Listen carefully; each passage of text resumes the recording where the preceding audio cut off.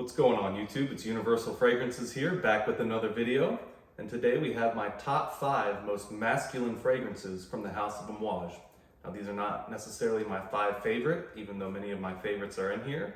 This is not, 5 of the most complimented, but more fitting in a category of truly masculine fragrances that women would certainly not want to wear, and they almost have an over masculine feeling to them. Now there is a lot of stuff that I could have put in this list, and I do have samples of them, and I've worn them, and I actually have bottles of many of them on the way.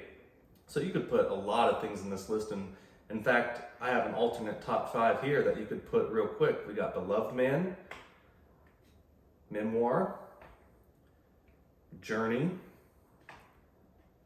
Bracken, and of course, one of my favorites, Overture. I've just ordered a bottle of Overture and Beach Hut Man, and probably Beloved is on the way after that, and maybe even Memoir. So again, a lot of stuff you can put in this list, guys, so please put your top 5 down below, the most masculine fragrance you think that belong in the house of Amouage. The more information out there for the viewers, the better it is. So again, anything you disagree with here, definitely leave your top 5 below. I would love to hear it. So with that, let's get started. Now you notice there's 6 fragrances here. I even have Reflection 45 in the box. I want to mention Reflection 45 and Jubilation because they are not part of this top 5. I know that may be a shocker. 2 of my favorites, but these 5 fragrances that I've chosen in front of it, in my opinion, have a much more masculine appeal than Jubilation and Reflection 45. Now, if you were to probably guess, best complimented or most complimented from my Amouage collection, Jubilation 25 and Reflection Man would probably be up there, especially the Reflection 45. But these 5 fragrances, again, that I've chosen to put in front of it are certainly more masculine, at least on my skin, in my opinion. But gotta mention Jubilation 25. They're coming out with an X-Straight soon. Reflection 45, again, beautiful stuff, but they will not be in the top 5 of this video, so we're gonna move those to the side. Great fragrances though. I'm assuming most people who are fans of the House of Amouage that are watching this channel have probably tried both of those, as they are 2 of the most popular from the House of Amouage. But if you haven't, definitely put your nose on it.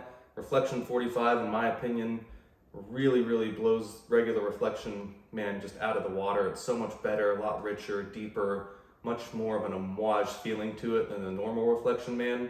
Again, that's just my opinion, but I had the opportunity to own either of them after having samples of both.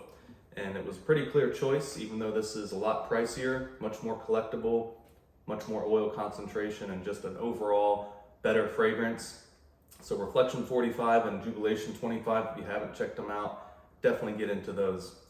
So number 5 on the list, these are not in order yet. That wouldn't be much fun to spoil, it's a surprise for you guys. So Amouage Fate. It's a challenging fragrance for some people, it really is. It may not be that well loved from the house of Amouage. For me, on my skin, I actually get a ton of compliments on this. It was kind of surprising. This is one of those fragrances I just wear for me because I like it. It's got cumin, absinthe, anise, frankincense. It's got a really interesting note between that anise and the absinthe and the cumin. It's very clean, maybe a little bit boozy and watery, sweet, very woody and dry at the same time. The dry down on this is beautiful, and that's where I seem to get most of my compliments on Fate Man. Very good fragrance. It's something that grew on me, just like Beach Hut Man and Overture. I wasn't quite sure about them when I first tried them, and now I have bottles of both of those fragrances on the way. So just lets you know that sometimes the more you use a fragrance, the more you wear it on skin in certain environments and certain situations, they certainly can grow on you. And Fate Man is probably the best example of that right now for me, especially from the house of Amouage. And again, a lot of these fragrances I chose, not just how masculine they are, but also would a woman even ever want to wear these? And the answer I think for this is certainly a no for Fate Man from Amouage. So beautiful stuff at number 5, going with Fate Man. Love that fragrance. Now Epic from Amouage. I've always loved this fragrance, like a green, blue, spicy oriental, really sweet berry essence at the top with the frankincense, that kind of citrus and berry. Plays off kind of like a very nice blue fragrance, but it only lasts about 45 minutes to an hour or so on skin. Then it starts going down to more of the spices. Got almost everything in here. It's got oud, musk, frankincense, and I just love Epic Man. Love Epic Woman 56 too, but in terms of masculine and men's fragrances, Epic Man will always be at the top of my list. I wear it quite often, even though I haven't had the bottle that long. This was another one, when I tried the sample, I ran out of the sample in like 3 days. It's like, well, probably a good indication that I need to order a bottle of that. So beautiful, beautiful stuff, man. If you haven't tried Epic Man from the House of Amouage, it seems to be slept on. I don't see a lot of people talking about it, and the people that do, who are larger reviewers than myself, they all seem to have it in the top 5. So I know I'm not the only one who loves it, but it's not in everybody's top 10 or even 15 list for the House of Amouage. So Epic Man, again, beautiful stuff. If you haven't tried it, got to get a sample of it, especially if you like those kind of spicy green blue type of vibes on the fragrance while still having that, you know, classic Amouage feel to it. So number 3 could easily be number 1. You guys know this is one of my favorites of the entire house. It is Amouage Opus Royal Tobacco. Now, Cecile Zarokian has done this, and someone corrected me. Her name is not Cecile. Be honest, I'm from the South. I've never met a woman named Cecile or Cecile and didn't know how to pronounce it. I figured it was probably like Aaron, spelled with an A or an E. You just pronounce it the same way. So Cecile Zarokian created all these fragrances besides Interlude 53 for the library house that you see in front of me. She had Silver Oud. She did King Blue, which is their most recent one that I still need to get a sample of. I think I'm going to like that one. And who knows, maybe that'll make this list next time I do an updated video. But for now, I'm doing Royal Tobacco at number 3. Just a beautiful licoricey, fir balsam, not really that smoky. It's got a sweet, resiny tobacco note to it. A lot of vanilla, a lot of like fir balsam and like pines and wood notes in there with the musk and the oud. I mean, the amount of ingredients they have in here, it may be even more than Jubilation 25 in terms of the amount of ingredients that they have in there. So beautiful job of blending this fragrance, and it is incredible, incredible. Especially if you like tobacco fragrances, I highly recommend you check out Royal Tobacco. So the next 2 are going to be the top 2. Really hard for me to choose this. If you were to ask me which one is maybe my personal favorite, I would probably have to say Interlude 53. But Interlude 53 is actually going to come in at number 2 in this video, and there's a very good reason for that. Man, Interlude 53 is beautiful. It's got the pimento berry in there, oregano, frankincense, opopanax, agar wood. A lot of sweetness, smoky, herbal, just so deep and rich. And this seems to mix, I mean, it's true of any cologne or perfume, I guess you could say, but Interlude in particular, it seems to mix just very well with your own scent throughout the day. It's developmental, it changes. And the reason I like the 53 is it adds a depth of richness and kind of slows down that development. But you could put any of the interludes in this. You could put Black Iris, which is slightly less masculine. It's a little cleaner and more wearable.